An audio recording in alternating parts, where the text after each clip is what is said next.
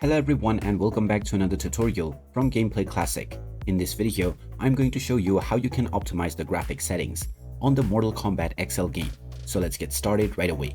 First of all, open up the Mortal Kombat game on your device, and once you are taken into the main menu, go into the options page. Now from the options page, you can go into the video settings in order to change your brightness, the contrast, and also to adjust the screen size. If you wish to change the graphic settings, you will need to go into the PC video option.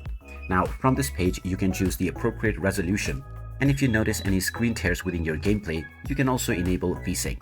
You can also choose to enable anti-aliasing, and at first you can set the anisotropic filtering to 16. Then you can go into the advanced settings option, and now you can manually redefine the quality of various different elements. Make sure the particles is set to GPU, and you can set the particle density to a moderate level of about 70 or 80. You also have the shadow and the texture quality option, and you can set them to the highest value available, and then apply your settings. After confirming your change, just go back into the game and see how your new settings perform.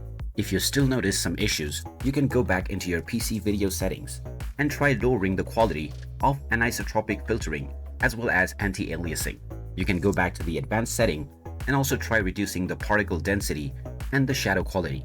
Reducing these will give you more performance from your device. And in this way, you can reduce each and every one of these parameters by one step until you find a good balance of performance and quality within your gameplay. And there you have it. That is how easy it is to optimize the graphic settings on the Mortal Kombat XL game. If you find this video helpful, don't forget to hit that like button and subscribe to our channel for more useful tips and tutorials. Thanks for watching, and I will see you again in the next one.